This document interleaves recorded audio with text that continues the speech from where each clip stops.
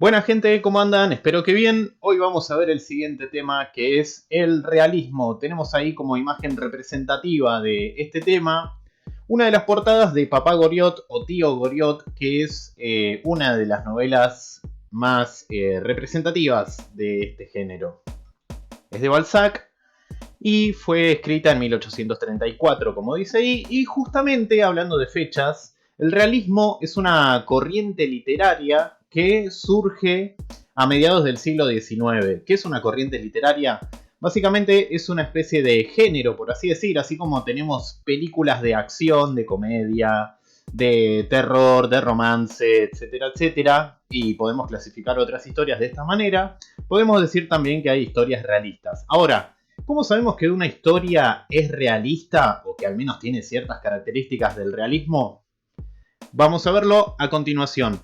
Tenemos estas 6 características que yo separé, diferencié, que tienen que ver con acciones y hechos verosímiles, la descripción minuciosa, referencias a la realidad, lenguaje adaptado a los personajes, un narrador omnisciente y el compromiso social.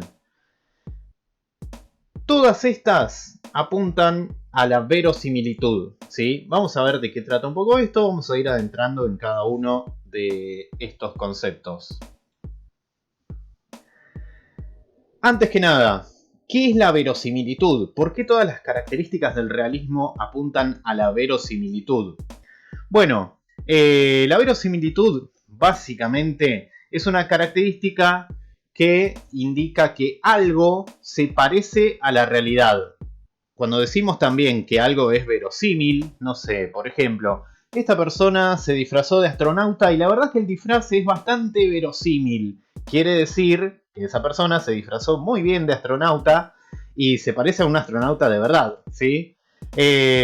Cuando vemos una película, cuando leemos una historia, una novela, cuando jugamos un videojuego y vemos que ese videojuego, esa historia, esa novela se parece a la realidad de alguna manera o nos hace experimentar algo que es muy parecido a la realidad, decimos que esa historia tiene verosimilitud, decimos que esa historia es verosímil.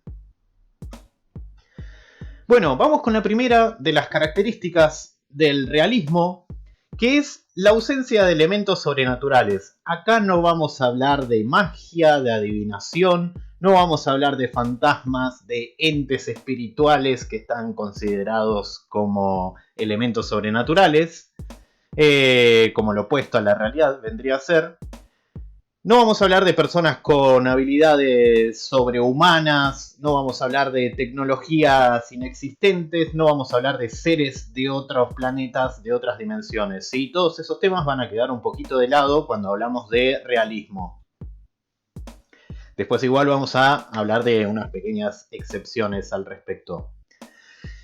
La siguiente característica que permite identificar al realismo es la descripción minuciosa. ¿Qué es ser minucioso? Es profundizar en cada detalle, es expresar algo volcando todos los detalles posibles que tiene ese objeto que estamos describiendo en este caso. ¿Cuándo una descripción es minuciosa? ¿Cómo funciona la descripción minuciosa en el realismo? Bueno, básicamente consiste en tomar un objeto de descripción, puede ser un objeto, un elemento, una cosa, puede ser un lugar, un personaje, lo que sea que se pueda describir, y esa descripción va a estar muy detallada, prácticamente hasta agotar cada detalle. ¿Por qué se hace esto? Porque se supone que si yo hago una descripción súper detallada, una descripción minuciosa de un elemento en una historia realista, el lector, el espectador, va a poder hacerse una imagen de ese elemento en su cabeza y es como que de alguna manera va a ser como si lo tuviera delante de sus ojos a ese elemento, ¿sí? Como si realmente, ahí está la clave, como si realmente estuviera en presencia de ese objeto. Por eso vamos a encontrar que en las historias realistas, en las historias escritas sobre todo, acá me refiero principalmente a esas, vamos a encontrar que las descripciones de objetos, de lugares, de personas o de otras cosas que se puedan describir van a ser bastante larguitas, van a ser bastante detalladas, van a extender bastante la lectura. Otro concepto, las referencias a la realidad. Esto tiene que ver con la aparición de elementos en nuestras historias, que siempre son ficcionales, que, bueno, estos elementos van a ser reales, va a ser una mención, una aparición de elementos, de objetos reales que podemos encontrar en nuestra realidad, ¿sí? Ahí tenemos un ejemplo, tenemos con respecto a objetos, en Volver al Futuro, en la película aparece la Pepsi, aparece una versión distinta de la Pepsi, una versión futurista de esa bebida, pero aparece ese producto que podemos conseguir en la vida real y que sabemos que existe. En cuanto a lugares, bueno, puede ser que algunas historias estén ambientadas en un lugar existente. Yo puse esa imagen de Argentina, está el obelisco ahí, se entiende que es Argentina eso. Puede pasar en Estados Unidos, que es donde en general pasan muchas de las historias. Puede pasar en Europa, en algún país de Europa, en alguna ciudad específica de algún país de Europa o de otro continente o lo que sea, ¿sí? Aparecen lugares que existen realmente que podemos visitar en la vida real. Con respecto a los personajes, acá hay un tema un poquito más desarrollado que puede ser que aparezcan personajes de la vida real, como es el caso de Michael Jackson, que aparece como un agente infiltrado de los Hombres de Negro en la película del mismo título. O puede pasar también que identifiquemos personajes realistas porque son personajes que nos podemos encontrar a la vuelta de la esquina, ¿sí? Pueden ser parecidos a algún conocido, algún amigo, algún familiar nuestro. Estos personajes van a tener nombres como Cristian, como Francisco, María, o nombres comunes, ¿sí? Nombres que podemos, que nos van a sonar, que vamos a pensar, bueno, ese nombre sí es parecido al de mi vecino, de mi vecina o de quien sea. Nombres totalmente comunes, ¿sí? Y así puede haber un largo etcétera de elementos que pueden aparecer en las historias realistas que de alguna manera como que referencian la realidad. ¿Cuál es el objetivo de esto? Bueno, si en mi historia aparece una Pepsi o algún otro producto que yo puedo conseguir o obtener de alguna manera en la vida real, o vivir una experiencia real con ese producto, bueno, da la impresión de que esa historia está ocurriendo en la vida real, ¿sí? Le da ese toque que lo acerca más a la realidad.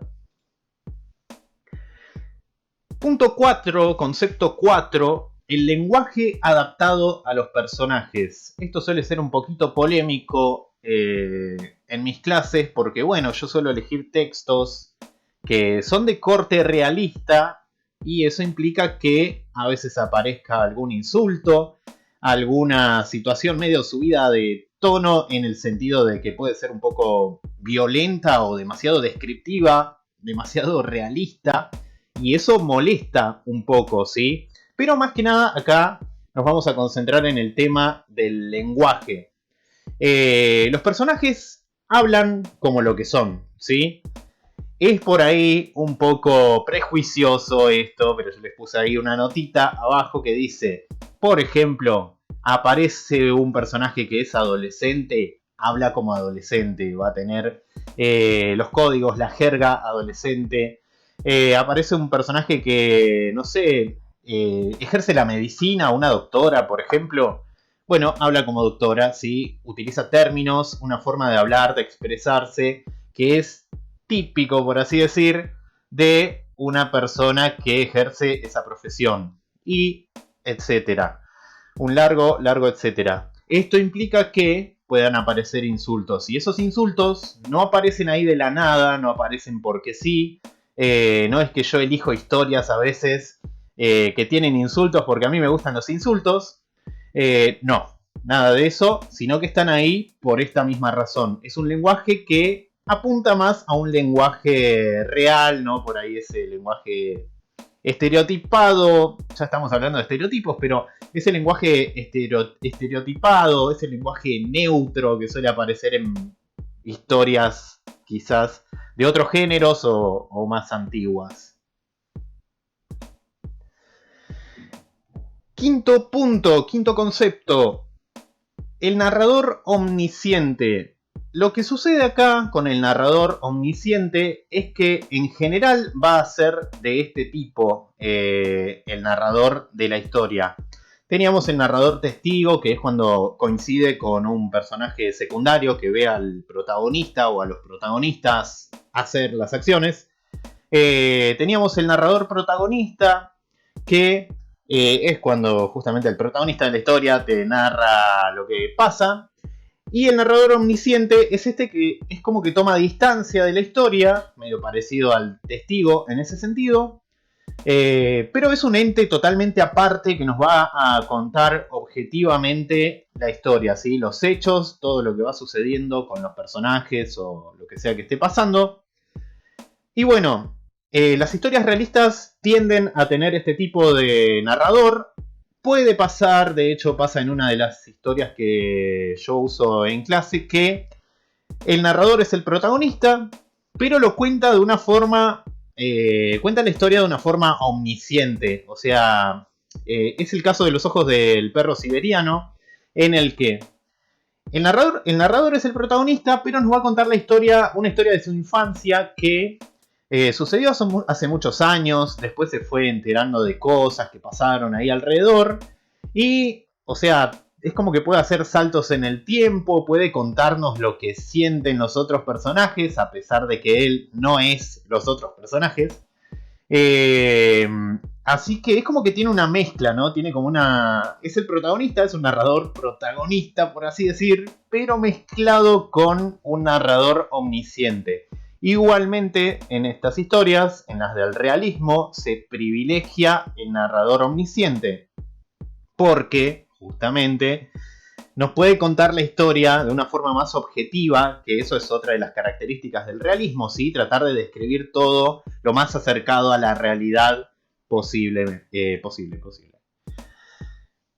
6. El compromiso social de las historias realistas. En general, yo diría que siempre, como para redondear, las historias realistas van a reflejar algún aspecto de nuestra sociedad y van a echar luz en eso y de una forma crítica, ¿no? Puse algunos ejemplos así, medio como mezclados, por así decir. El niño con el pijama de rayas, que es un peliculón, es una película genial, muy dura y que refleja lo que pasaban las personas que sufrían las consecuencias de la Segunda Guerra Mundial en el momento. Tenemos Titanic, por ejemplo, habla del hundimiento del Titanic, al igual que la historia anterior, son hechos que sucedieron en la vida real. Y nos va a mostrar quizás las diferencias entre la clase alta y la clase baja, ¿no? Que es algo que se muestra bastante con los protagonistas. Tenemos acá Hasta el último hombre, otra película también, que también está basada en hechos reales y nos muestra por ahí los horrores de la guerra. Los ojos del perro siberiano va a reflejar también un poquito lo que es el tema de las diferencias de clases. Está muy marcado eso en la historia y está muy reflejado y está bueno porque los personajes que reflejan eso prácticamente son de la familia. Pasa todo ahí dentro de la misma familia y a la vez hay muchas diferencias ahí de por medio. Y Zoom tenemos acá de Andrea Ferrari, perdón, ya se me está cansando la voz y estoy medio colgando en algunas cosas. Tenemos Zoom de Andrea Ferrari que como conflicto principal de la historia y más que nada al principio se muestra mucho este tema de la plata, ¿sí? Cómo a veces la plata o la falta de plata puede llevarnos a tomar ciertas decisiones, que de hecho es el motor que mueve a los personajes de esta historia. Bueno, esas eran las 6 características que decidí recortar del realismo para mostrar ahora y dejar claro el tema, quiero hacer algunas aclaraciones antes de que esto se termine y son las siguientes, medio que voy a tener que leer acá porque si no medio que me pierdo. Dice, el realismo no es más que una representación parcial de la realidad, no es la realidad en sí. Como para referenciar esto puse acá al lado, que algo sea realista no es lo mismo a que sea real, ¿sí? Algo realista es algo que se parece a la realidad o que se parece a un objeto de la realidad, pero no es la realidad. Eso es lo que quiere decir este pequeño fragmento. Yo puedo tener, por ejemplo, una historia basada en hechos reales, puedo tener una novela basada en hechos reales, puedo tener una película basada en hechos reales. De hecho, se suele usar como una estrategia de marketing, me parece, esto de poner basada en hechos reales bien grande como para que te llame la atención. Hay gente que a la que le llama la atención esto, no es mi caso en particular, medio que me da lo mismo eso. Pero si a mí me están presentando una novela, si a mí me están presentando una película, que yo ya sé que son tipos de historias que no son reales, bueno, justamente por más realista que sea, esa historia no es real, ¿sí? Puede ser una interpretación de la realidad, pero se queda ahí. No es la realidad. El realismo no puede ser la realidad, solamente puede imitarla. Las características del realismo, paso con otra. Las características del realismo pueden ser aprovechadas por otros géneros, también con el fin de crear la verosimilitud o ilusión de realidad, ¿sí? Otras historias que están muy alejadas de la realidad, como puede ser, por ejemplo, ¿no? Acá que yo lo puse, el género de la ciencia ficción, que trata así a grandes rasgos de tecnología inexistente, inventada, tecnología a veces sobrenatural en algunos casos parece. Trata de viajes interplanetarios, trata de escenarios futuristas y todas estas cosas. Bueno, nada más alejado de la realidad, ¿no? Pero esas historias, como son las de la ciencia ficción o del género steampunk, como es en este caso que les puse unas imágenes ahí del juego Siberia, toman características del realismo para introducirnos en historias y hacernos creer que esa historia tiene algo de realidad, ¿sí? Porque nos va a agarrar por ese lado para después mostrarnos elementos que son más propios del género de ciencia ficción, en este caso. Como les decía, tenemos acá algunas imágenes que es del juego, son del juego Siberia, un juego de PC que jugué hace muy poquito y me gustó mucho la estética del juego, esta estética steampunk, que si bien es un género de la ciencia ficción, es como que muestra objetos, elementos que están construidos a partir de tecnología que existe, ¿sí? Pero llevado esto a un grado más, a un grado irreal, por así decir, ¿sí? Tenemos unos autómatas que son unos robots que tienen forma humanoide y que hacen acciones bastante complejas para lo que son los robots de nuestra época, inclusive. Último punto que tenemos ahí abajo, última aclaración, dice, por más reales que parezcan, las historias realistas siguen siendo ficciones, ¿sí? Vuelvo a repetir, esto ya lo dije antes y vuelvo a señalar acá, vamos a mostrarlo con el mouse, que algo sea realista no quiere decir que sea real. Lo realista no es lo real. Así que bueno, gente, eso fue todo por ahora y nos estamos viendo en clase.